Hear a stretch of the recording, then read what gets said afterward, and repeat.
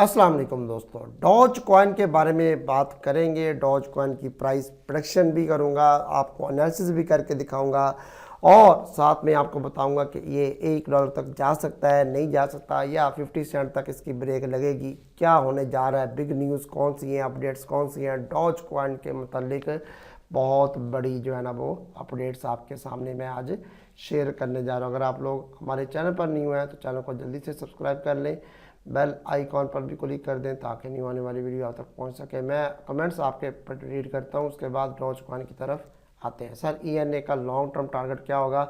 88 पर old buying है, $100 stock है, अभी 88 तक नहीं जाएगा, 45 से 50 सेंट की रेंज में आ सकता है। उसके बाद ENA डाउन आने के 50 सेंट तक मैक्सिमम बस।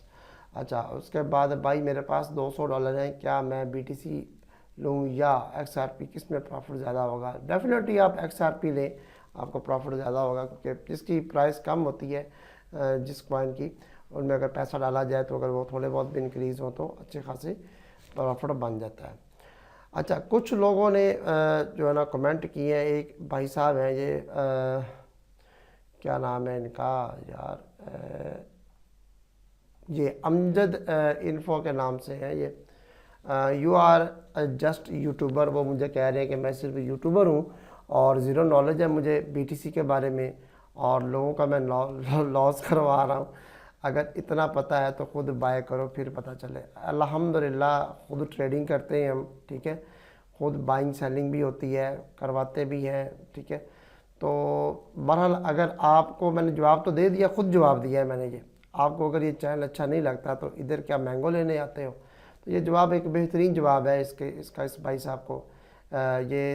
इसकी जो है ना वो शक्ल जो है ना वो गले टमाटर जैसी है। ये देखें, आप इसको ज़रा गौर से देखें इस भाई साहब को कि ये हमें बातें करते हैं, ये देखें, ठीक है। तो बहरहाल ये होते हैं हेटर्स लोग। अगर आपको चैनल नहीं अच्छा लगता तो आप ना आए, सिंपल इज़ दैट। क्यों सुनते हैं आप आकर, क्यों एनालिसिस हमारे देखते हैं, क्यों आप सुनते हैं? ना आया करें, आपकी मिन्नतें करते हैं हम, ठीक है। तबीयत पहले नहीं सही इसलिए मैं ज़्यादा नहीं बोल पा रहा। सरवन जी, कॉइन पम्प होगा कब तक? जी बिल्कुल होगा।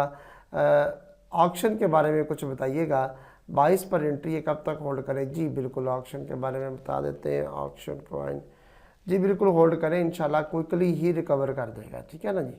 अच्छा, क्विकली रिकवर कर जाएगा। उसके बाद है कि जी भाई साहब ने कहा था कि आपने तो कहा था कि मार्केट डाउन जाएगी, और लेकिन ये मार्केट अब आप कह रहे हैं पंप करेगी। देखिए, सेंटीमेंट्स चेंज होते हैं, एवरी मिनट्स जो है ना वो मार्केट चेंज होती रहती है, प्राइसेस जो है ना वो चेंज होती रहती हैं। तो ये तो एक दिन पहले वाली वीडियो को आप देखते हैं, फिर नेक्स्ट डे मैं आप क्या बताता हूँ, आप लोग कहते हैं आपने तो कल ये बताया था। ऐसे नहीं होता। ये सेंटीमेंट्स होते हैं, वो चेंज होते रहते हैं, कभी बुलिश होते हैं, कभी बेरिश होते हैं। तो ये इस पर आप लोग जो है ना वो फोकस किया करें कि जो आपको करंट बता रहे होते हैं उस पर आप लोग फोकस किया करें कि नेक्स्ट क्या होगा, सही है। एक ही चीज़ को 100% नहीं सोचना, मैंने हर वीडियो में आपको बताता होता हूँ। तो अब चलिए डॉज कॉइन के बारे में बात करते हैं। हमारी ऑफ़र लगी हुई है, ईद ऑफ़र 31 मार्च तक $15 देकर 2 मंथ के सिग्नल आप लोग ज्वाइन कर सकते हैं। और ये हमारा व्हाट्सएप नंबर है, आप लोग सिंपल मैसेज करेंगे, फीस सबमिट करें और आपको सिग्नल जो है ना वो मिलेंगे।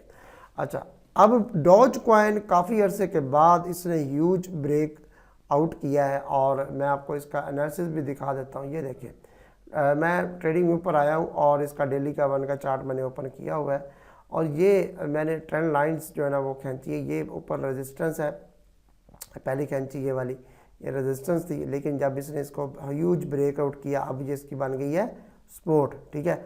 और ये तो डेफिनेटली इसकी है ही सपोर्ट, ये वाली। अब 2 सपोर्ट्स हैं इसकी और मेरे हिसाब से यहाँ से ये इजीली 23 सेंट से 24 सेंट तक हमें मूव करता दिखाई देगा डॉज कॉइन, ठीक है। तो हो सकता है ये 30 सेंट के राउंड अबाउट भी क्विकली चला जाए। उसके अगर 30 सेंट तक मैं आपको कहूँ कि क्विकली चला जाए तो फिर इलन मस्क जो है, इलन मस्क वो कम से कम इसके बारे में अनाउंसमेंट करे कोई कि एक्स पर इंटीग्रेट कर रहे हैं या Dogecoin to the moon कहे या कुछ भी कहे, फिर एक दफ़ा ये जा सकता है ऊपर, लेकिन स्लोली इसकी मूवमेंट है 23 सेंट तक तो ईजीली है। ये तो शॉर्ट टर्म पीरियड टारगेट है, इसमें ये बुलिश ब्रेक आउट हुआ है आपके सामने, ठीक है। तो ये काफ़ी अरसे के बाद हुआ है, इसलिए मैंने कहा चलें आपको मैं ये बता दूं कि ये काम हो चुका है। डॉज कॉइन अगर खुदा न खास्ता इसने रीटेस्ट किया भी सही तो ये इसी लेवल के मिड में ही दोबारा 17-18 पर आएगा, उसके बाद फिर फर्दर आप, लेकिन करने का नहीं, मुश्किल है। इसका जो है वो काफ़ी ज़्यादा फंडामेंटल्स काफ़ी स्ट्रॉन्ग है और सुनने में आ रहा है कि एक्स पर ये इसकी इंटीग्रेशन और ये डॉज सीज़न जो है ना वो इसका स्टार्ट हो चुका है और ये नेक्स्ट लेवल तक अप जाएगा। अब आप लोगों ने अगर इसको होल्ड करना है मीडियम टर्म के लिए तो 50 सेंट के राउंड अबाउट इसका टारगेट है।